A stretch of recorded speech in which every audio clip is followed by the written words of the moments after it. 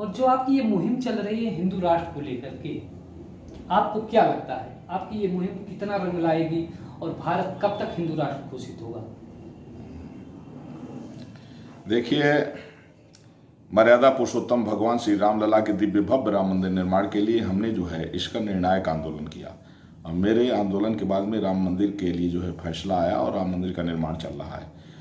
और इसके बाद जो है कुछ इस्लामिक संगठनों ने फिर ये धमकी देना शुरू किया कि सत्ता बदलेगी तो फिर से वो जो मंदिर बनेगा तो फिर तोड़ के फिर बाबरी बनाएंगे। तो मैंने फिर उसको बड़ी गंभीरता से लिया और हमने कहा कि अगर ये धमकी दे रहे हैं तो इनके ऊपर जो है इसको ऐसे नहीं छोड़ना चाहिए।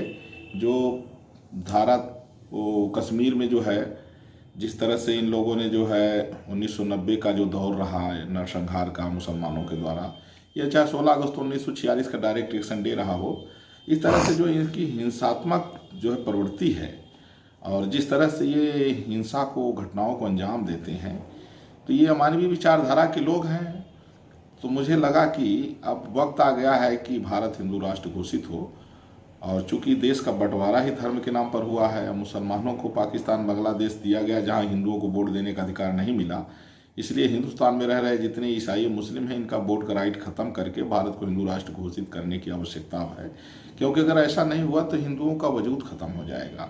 ये जो जिहादी मानसिकता है, ये जो गजवाए हिंद है, वो योगी मोदी के आ जाने के बाद भी अंदर से इनकी जड़ें नहीं कटी हैं। अभी ये अंदर अंदर से अपना षड्यंत्र जारी किए हुए हैं और इनका एक ही इलाज है, रामबाण इलाज है कि हिंदू राष्ट्र घोषित हो जाए, इनका वोट का राइट छीन जाए। तो इनका जो ये जिहाद का इनके अंदर जो कैंसर है वो ठीक हो जाएगा। उसके पहले इनका जो है तो कभी ये ट्रीटमेंट जो है अन्य कोई इलाज नहीं है। तो इसलिए और ईश्वर की ऐसी कृपा कि देखिए हिंदू राष्ट्र की प्रथम आवाज़ उठाने वाला मैं जगत गुरु परमहंस आचार्य। लेकिन कहा जा सकता है कि चंद ही महीनों में इसको हमने 16 दिन पहले आमरण अनशन किया था और इसके बाद फिर हमने जल समाधि घोषणा किया था, हमसे समय मांगा गया। फिर हमारी अगली घोषणा है 7 नवंबर 2023, ये जो चल रहा है 2023, इसी में 7 नवंबर से फिर अन्न जल का परित्याग करके भारत को हिंदू राष्ट्र घोषित कराने के लिए मैं आमरण अनशन करूंगा।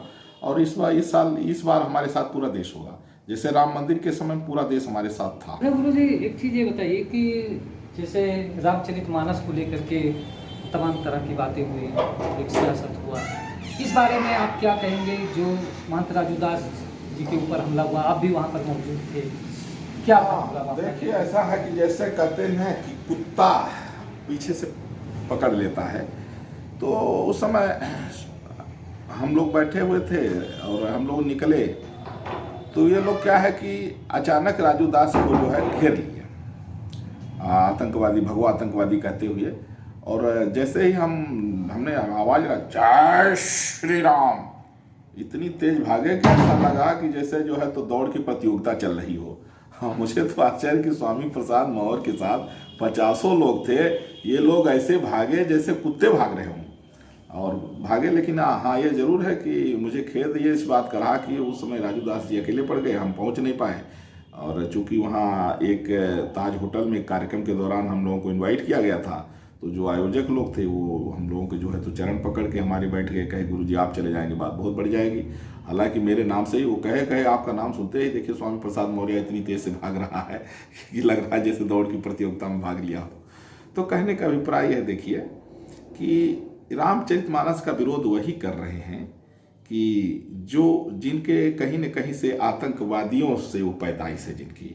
ये जरूर है जैसे में वो आक्रांता जब इस समय जब आए तो कहीं न कहीं से मिस्टेक हुआ है। वो आक्रांताओं को अगर सच्चे में अगर पता DNA टेस्ट कराया जाए तो उनके अंदर भारतीय खून नहीं मिलेगा। अब ये बात अलग है कि देखिए जैसे मोदी जी हैं तो देश में 90% लोग मोदी जी के प्रशंसक है, लेकिन 10% ऐसे लोग भी हैं जो आलोचना भी कर रहे हैं। तो 10% को थोड़ी देखा जाएगा। लोकतंत्र का मतलब है कि अधिक लोगों को देखा जाता है।